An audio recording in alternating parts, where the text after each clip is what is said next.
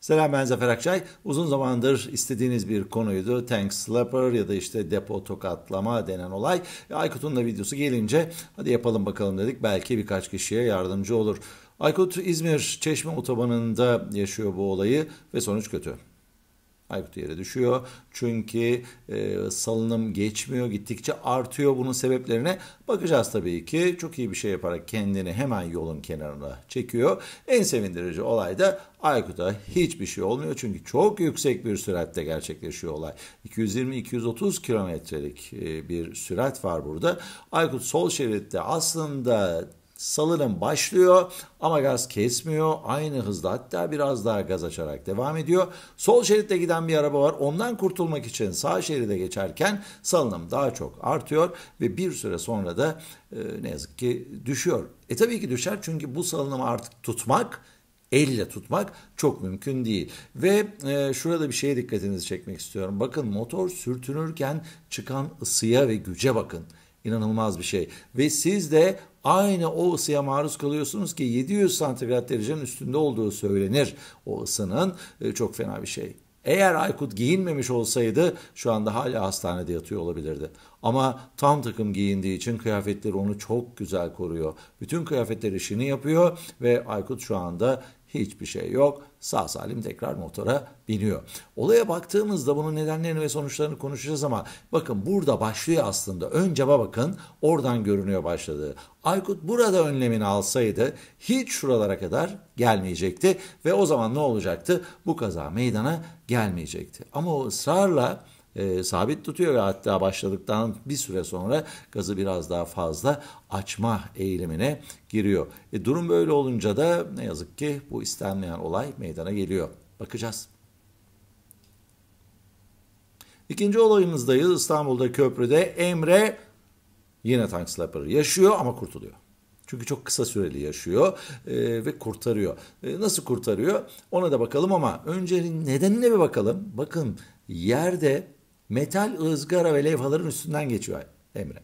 Metal ızgara. Burada ön teker ve arka teker birbirinden farklı çalışırsa olay böyle meydana gelir. Bunu da toparlayacağız. Hepsine bakacağız ama Emre çok şanslı tabii.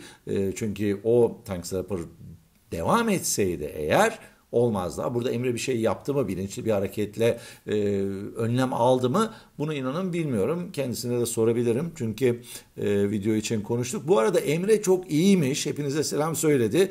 Çünkü bir anda Emre'nin bütün videoları kesilince herkes başına bir şey geldi zannetmiş. Hayır, şu anda daha küçük trail denen motosikletlerle atraksiyon yapıyor. Ve çok meşhur bir video yine, Serkan Lambu'da çok yüksek bir süratte müthiş bir tank slapper'ı yaşıyor ve tutamıyor gidonu, depoya sarılıyor. Ya belki de bilinçli yapıyor ama ben çok öyle tahmin etmiyorum. Kendisi daha doğrusunu söyleyecektir belki. Artık tutamazsınız çünkü o salınımdan sonra o depoyu. Mümkün değil, yani kollarınızı parçalar. O yüzden Serkan da çok doğru olarak gayri ihtiyari depoya sarılıyor. Bu onun kurtuluşu oluyor. Yani bu süratlerde öyle 270-280 kilometrelerde kurtulmak kolay mı? Serkan da çok şanslı, Emre gibi. Aykut şanssız. İşte burada işimiz şansa kalmasın diye uğraşıyoruz her zaman. Bu arkadaşlarımızın yaşadığını yaşamayalım. O süratlere çıkmayalım. Olabilir ama daha az süratlerde de bu tip olaylar meydana gelebilir.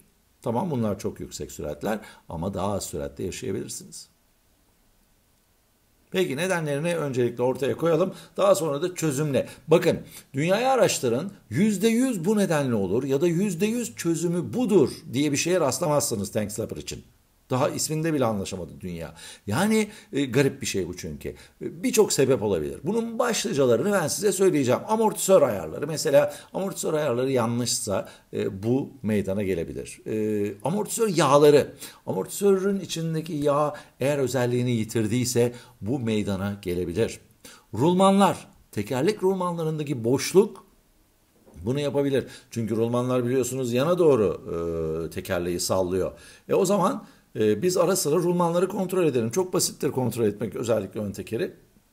Tutarsınız yandan ve sallarsınız sağa sola doğru. Tık boşluk geliyorsa eğer rulmanda boşluk var demektir. Hemen servise gidersiniz ya da ustanıza gidersiniz. Bunu yaparlar. Rulmanlar bu şekilde bir sonuç verebilir çünkü. Lastik basınçları verebilir mi? Evet verebilir. Ön lastikte ya da arka lastikteki farklı basınç yine tank slapper'a sebep olabilir. Arkada fazla ağırlık olabilir mi? Kesinlikle. Aykut motorunda öyleydi, hatırlıyor musunuz? Arkada 3 tane çanta vardı. Biraz sonra tekrar gösteririm. 3 çanta var. Şimdi arka o kadar ağır. Bir de siz gazlıyorsunuz. Arkaya olan yük çok fazlalaşıyor ve ön hafifliyor. Olabilir tabii. Bozuk zemin. İşte Emre'nin yaşadığı olay. Bozuk ya da tutuşun olmadığı zemin demek daha doğru olacak belki. Tutuşun olmadığı zeminde bu yaşanabilir. Aksesuarlar. Ne alaka var demeyin. Aksesuarlar, özellikle gidon topuzları çok önemli. Bunlarla çok oynuyoruz nedense. Özellikle daha spor makine kullanan arkadaşlarımız bunlarla çok. Onu çıkarıyor, renklisini takıyor, bilmem ne maneti çıkarıyor, kısasını takıyor, uzunluğunu takıyor. Bunları değiştirmeyin. Yani o motosikletler yapılırken en iyi ayarlar o motosikletlerde yapılıyor ve uzunluklar, ağırlıklar ona göre konuyor. Çok fazla orijinaliyle oynamamak gerekiyor. Yani bakın, tank slapper dediğiniz zaman bunların hepsi ya da bunlar birer birer etkili oluyor bunda. Bir sürü sebep saydık size. Bunların hepsi etkili. Hepsinden kurtulabilir miyiz? Evet, işte bakım şu bu biraz bilinç sayesinde kurtulabiliriz. Peki nasıl olacaktı da Aykut bundan kurtulacaktı? Bir kere o salının başladığı anki videonun en başında başlıyor. O salının başladığı an bir şeyler yapabilirdi. Bacaklarıyla daha sıkı tutabilirdi. Bir, gazı çok yavaş bir şekilde bırakabilirdi. Gidonu iyice serbest bırakabilirdi. Arka freni kullanabilirdi daha çok yavaşlaması için motorun. Bunlar o anda yapabileceğiniz şeyler. Ama yine spor motor kullanıyorsanız ve gidon amortisörünüz yoksa mesela gidon amortisörü takmak da bir çözümdür. Ama başınıza geldi, yapabileceğiniz çok fazla bir şey yok. Sık bacaklarla gazı yavaşça kapat, gidonu serbest bırak. Bakın Serkan'da olduğu gibi tümüyle bırakıyor zaten, ne yapsın? Gidonu serbest bırakın. Gidonu eğer tutmaya ya da düzeltmeye çalışırsanız o giderek artan bir salınıma sebep olacaktır. Serbest bırakın. Hatta gerekiyorsa gidonu tümden bırakın. Gazı bıraktıktan sonra gidonu tümden bırakın, olabiliyorsa eğer. En doğrusu bu. Ve arka frenle yavaşlamaya çalışın. Bunları yaptığınız takdirde işte o zaman kurtulma şansınız var. Hızdaki ve yöndeki ani değişiklikler buna sebep olabilir, bir başka etken. Bunları yapmamak lazım. Tamam. Nedenlerini hadi gelin şuraya bir yere koyalım. Nedenleri bunlar diyelim. İşte amortisör ayarları diyelim. Amortisör yağının özelliğini yitirmiş olması, rulmanlar, lastik havaları, arkadaki fazla ağırlık, ani hızlanma, tutuş olmayan zemin. Bunların bir ya da birkaçı bir araya gelince çünkü bu olay meydana geliyor. Ama dediğim gibi %100 bundandır. %100 şundandır ya da %100 bunu yaparsanız önlersiniz gibi bir şey ben söyleyemem. Söylemiyorum da zaten. Bunlar olabilir. Önlemenin yolu da bunlar olabilir diyorum sadece. Ayrıca rahmetli altın elbiseli adamın dediği gibi, onu da rahmetli analım burada. Hiçbir sebep olmadan da bu gerçekleşebilir. Nasıl? Amortisörler sürekli çalışıyor, aksarıları sürekli genişliyor. Gidonun çok sıkı tutulması halinde ve bunların başka etkenlerle de birleşmesi halinde ne oluyor? O sürekli salınım gidona yansıyor ve gidonda gittikçe artan bir salınım haline gelebiliyor. Bunun da tek yolu az önce saydığımız etkenlerden gidonu serbest bırakmaktan geçiyor. Mümkünse tümüyle ellerinizi kaldırmaktan geçiyor. Ama en azından gidonu serbest bırakmanız lazım. Bu da hiçbir sebep olmadan meydana gelen tank slapper için söylenecek bir söz.